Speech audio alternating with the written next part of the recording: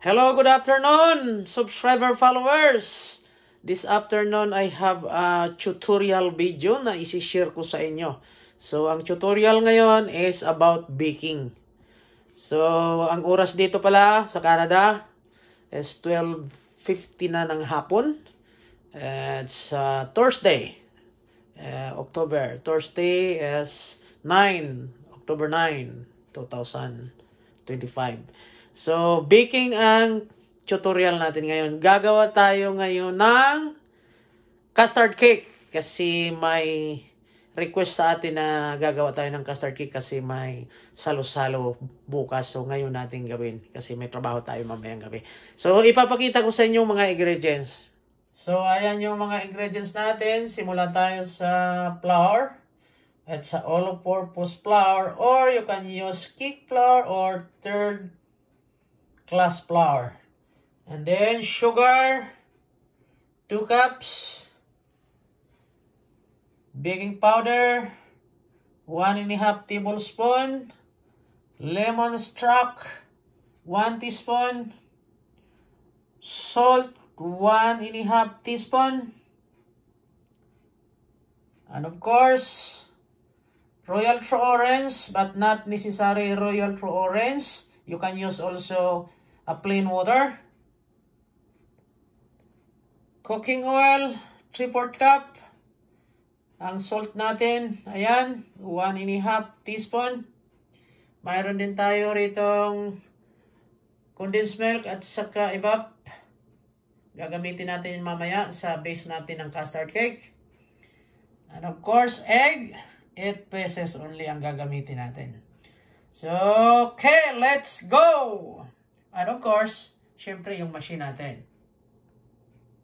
So, bago natin gawin yung mga mixture, gagawa muna tayo ng caramelized na asukal. So, ayan, gagawin natin yan. Tutunawin natin yan.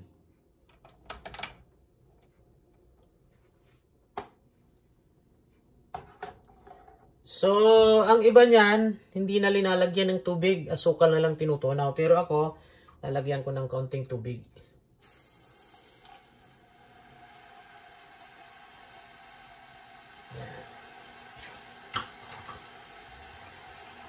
So, caramelize natin yan.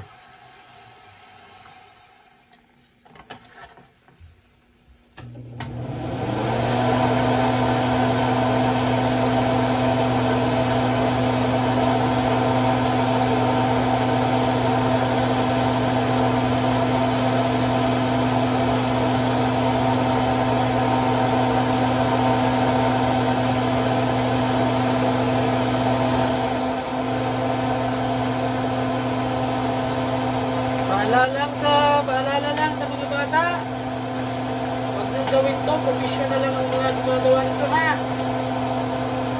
Napakainit ito, super init. It's bloody hot.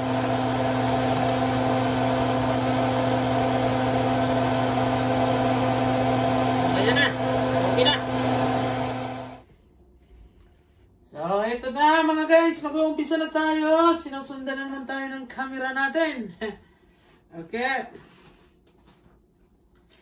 So, of course, ito, sa egg muna tayo mag-umpisa. Okay. Sundan lang nyo ako, huwag kayong mainit. Talagang medyo mahaba-haba ito. So, ito, ang arena natin, yung 3 cups of flour. So, ang gawin natin dito, kasi iba ang style ko na ibang style ko na paggawa ng custard cake. So, yung iba, hinahalo talaga yung itlog lahat doon sa flour. Pero ako iba ngayon. Ihalo, i-separate ko muna. Okay. So, dito yung white egg. Yan, dito lang. Separate natin. So, huwag kayo magtaka. Naghugas na ako ng kamay. Malinis na. So, huwag kayong mainip. Mahaba-haba talaga ito. So, malinis yung kamay natin.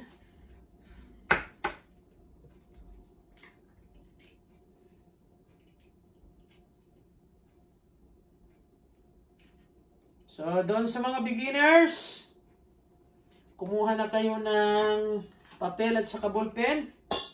Just follow what I'm doing. Yan. Papaliwanag ko sa inyo ito mamaya kung bakit sineparate ko. So, patitigasin natin to. Kasi ang style sa paggawa ko ngayon ng custard cake, parang chiffon. Ang chiffon talaga, sinisiparate yung egg white at saka egg yellow.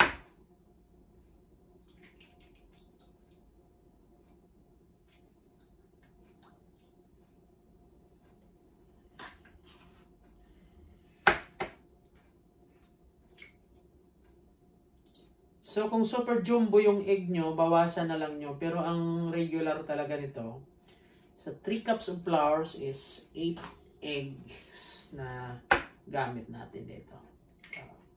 Yung large.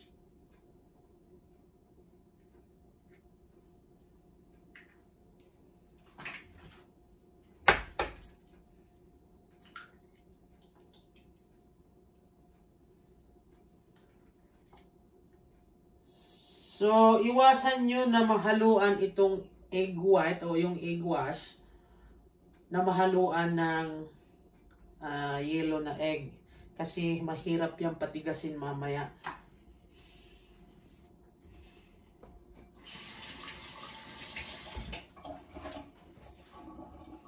So, ito na. Set aside muna natin to siya. So, lahat na ingredients dito, yung pinakita ko kanina, yung mga nauna, ihalo lang natin dito lahat.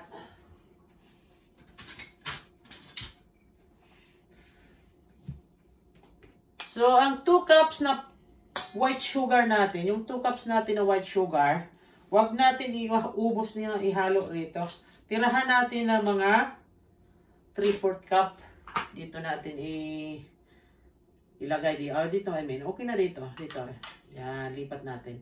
So, ito mamaya at saka ito dito sa egg wash magkasama yan mamaya. So, makikita nyo. Huwag nyo akong iwanan kasi hahalo ko to dyan mamaya kung paano gumawa niyan. Okay?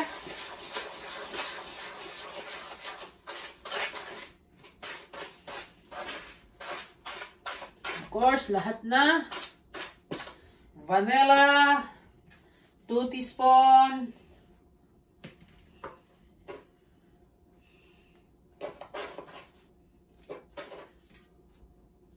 Baking powder, 1½ tablespoon.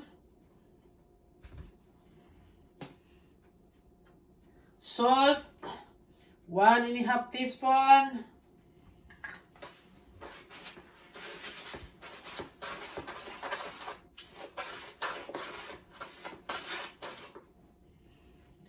Of course, yung Royal True Orange natin. Yan, 1 cup. Pero pwede rin kayong gumamit ng plain na tubig.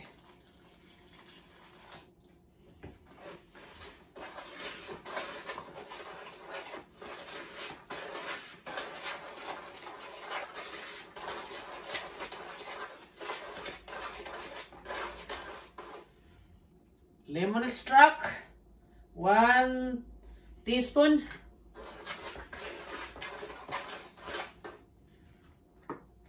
Cooking oil, 3/4 cup. Lagay na natin.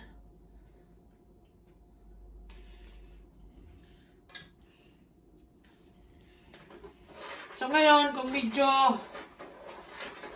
dry siya, dagdagan na lang natin ng tubig kasi usually, depende yan, nakadepende yan sa flour natin.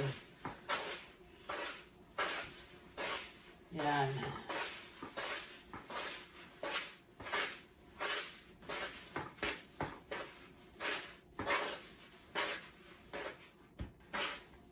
So, medyo matigas. Kasi ang flour natin, all-purpose. Pero kung third class na harina, ang ginagamit natin, so, liquid na to siya. Yeah?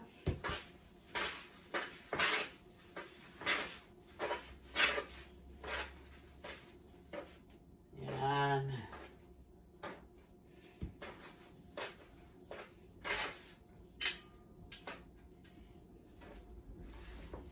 Look at that. So, medyo matigas siya. Dagdagan natin ng liquid, okay? So, alam nyo bakit sinadya ko talagang 1 cup lang na Royal True Orange? Kasi medyo matigas. So, para maging malasa masyado yung ano natin, yung cake natin. Kaya mayroon ako ritong evaporada.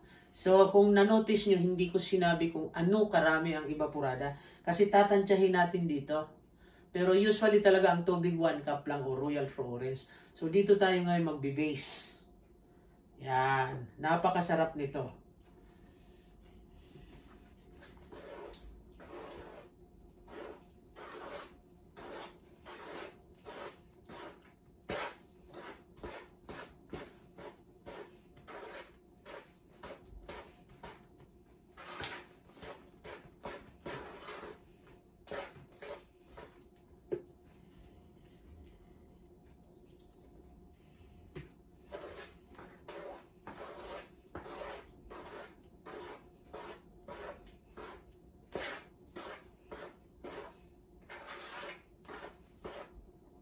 Yan.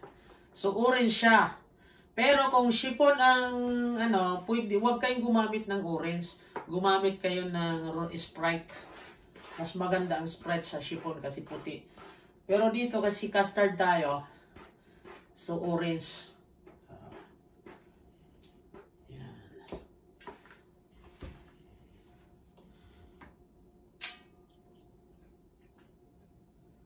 So, tansyahin lang natin na may natitira tayong kalahati kasi may paggagamitan tayo nito. Makikita nyo mamaya anong paggagamitan natin.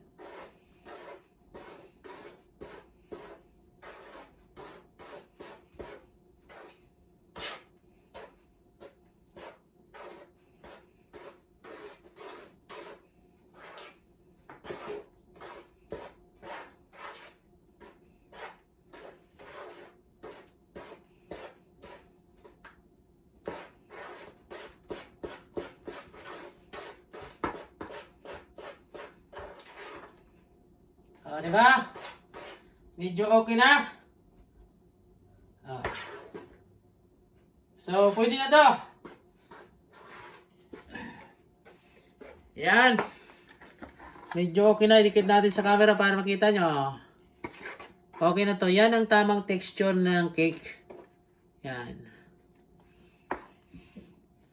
So, while na nasa kalagitnaan tayo ng paggawa natin ng cake, maglalagay na tayo rito ng ito. Yan.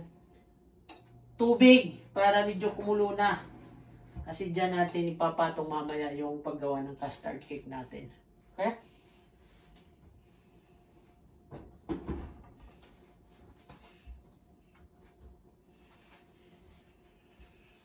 So, isunod natin gawin yung magiging base natin ng custard cake natin.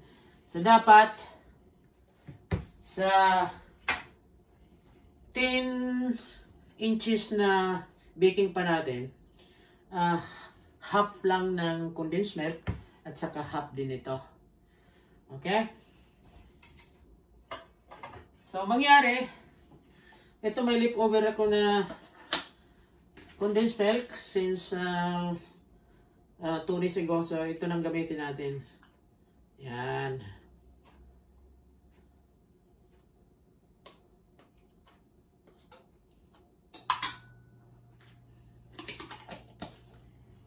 And then, yung natira natin kanina, dito natin ilagay. Yan. Haluin natin para matunaw ng husto. Kasi ibubuhos natin yan dun mamaya. So, medyo complicated, ano? Pero kung susundan lang nyo ako, hindi kayo malilito. Matututo kayo nito. Mas mahirap pang mag-araro kaysa dito. Yeah. Yummy custard cake ang resulta nito. Yan.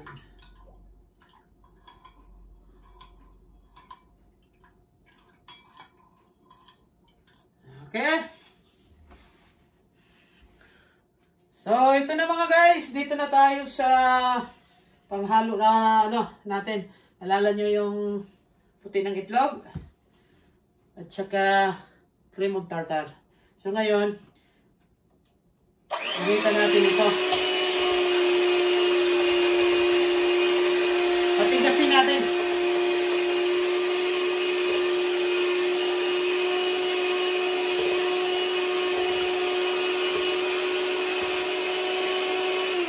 So ito yung natirang asukal kanina na doon sa 2 cups. Hindi natin inubos. Nagtira tayo ng mga 3/4. 1/4 ayun. Ayan. Dahan-dahan lang pag naglagay tayo ng asukal.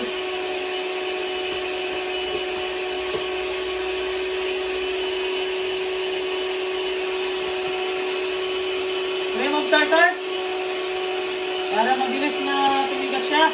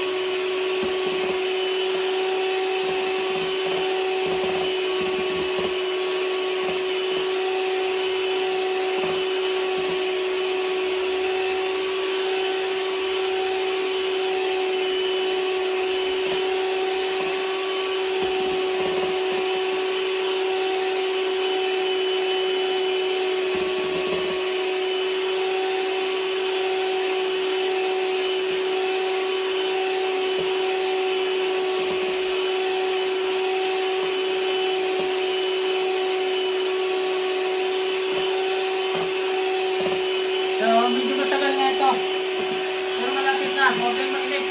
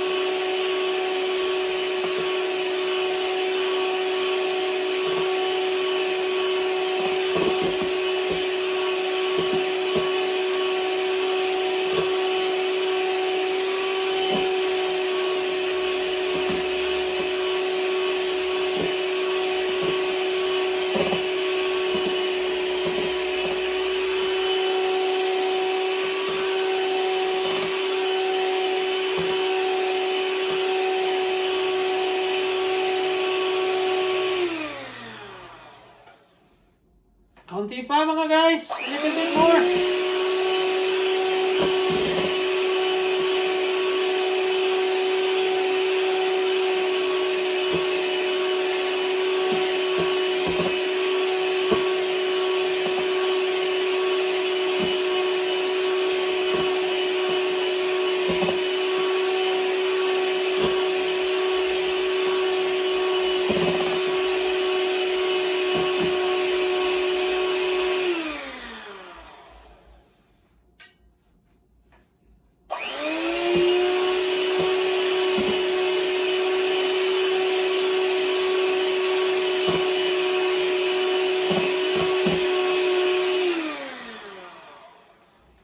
So ngayon, ito na. Ipapaliwanag ko sa iyo kung paano ma-determine na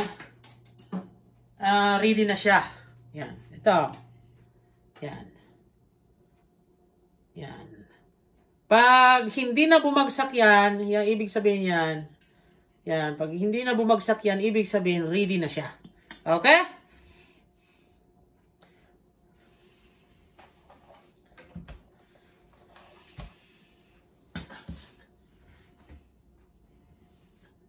So, check natin ang oven kung mainit na siya.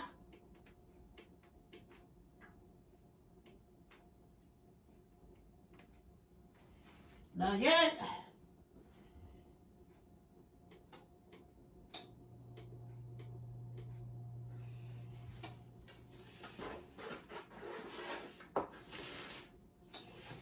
Tuloy-tuloy lang kayo mga guys. Huwag kayong mainip. Kasi sa baking wala talagang shortcut. So ito na. Ilagay na natin yung kondensada natin at saka evaporada rito. Yan. Buhos natin dito.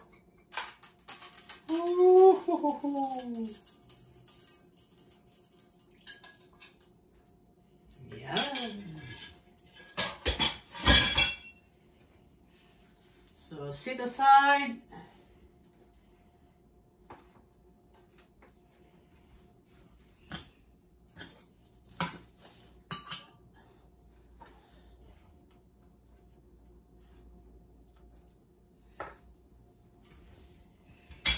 And then, itong white na pinatigas natin, yung white egg, pinatigas natin, halo lang natin dito.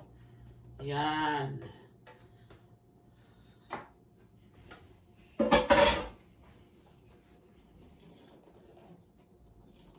Tapos ito, ang paghalo nito, pag mixture nyo, huwag nyong papunta ron, pabalik, papunta ron, pabalik. Isang direction lang, ha?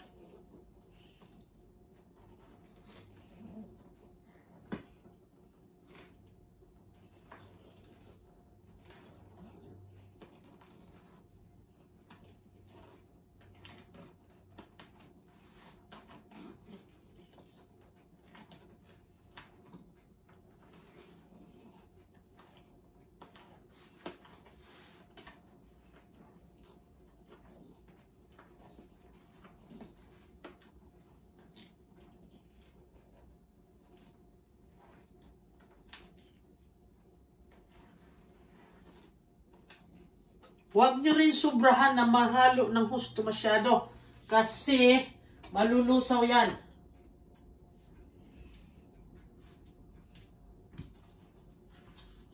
Yan. Buhos na natin.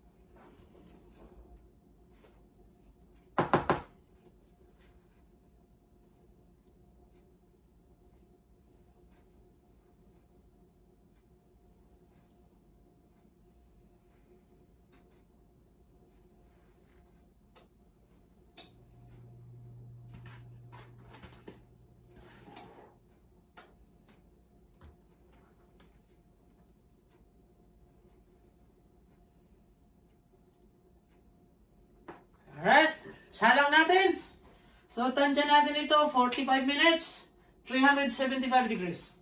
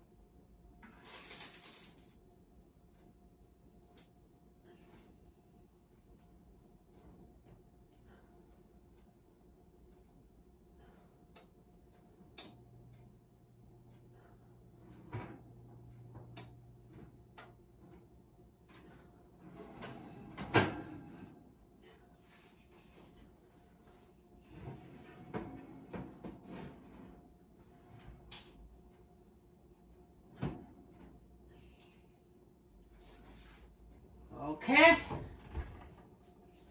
Silipin na lang natin mamaya. Tapos may sobra pa tayo. Ito. Gawin natin tong chiffon. Okay. Silipin natin yung sinalang natin na custard cake. Wow. So, okay. Malapit na. So, ito yung sobra kanina. So, malapit na. Konti na lang. Pero luto na siya talaga. So, yan o. Ayan yung custard natin sa ilalim. Ayan o. Yan. So, malapit na siya.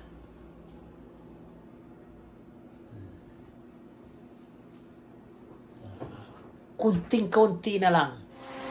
Okay, after how many minutes? Kunin na natin itong mga maliliit.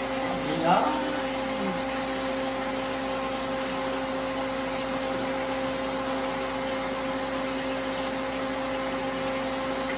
So, para siguro natin to make it sure na luto talaga siya, testingin natin.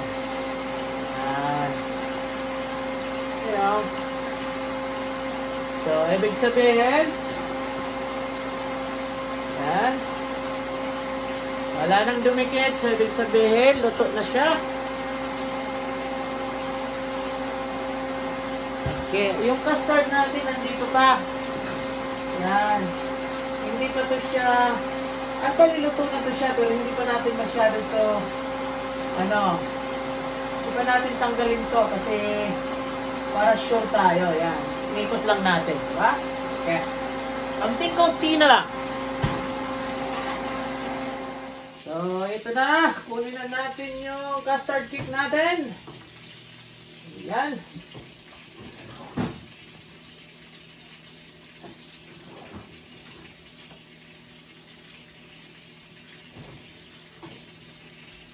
Wow! O, ayan. So, makikita nyo medyo ito, pero normal lang yan. O, yan talaga. Normal lang yan. Ayan.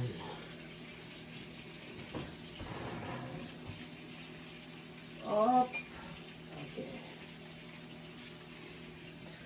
So, ito na. So, ito na nga, malamig na. Titingnan na natin kung ano ang resulta nito sa ilalim.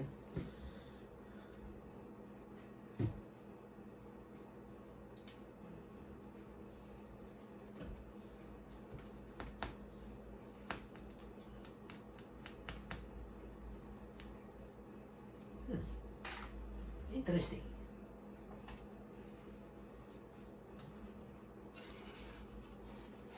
Hopefully it's good. At hindi pa rin tayo nagbago.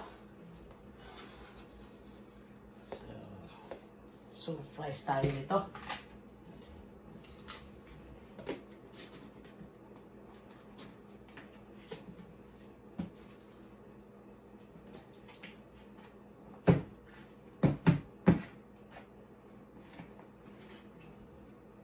Ta-da!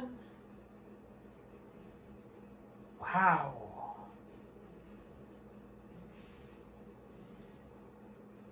Look at that!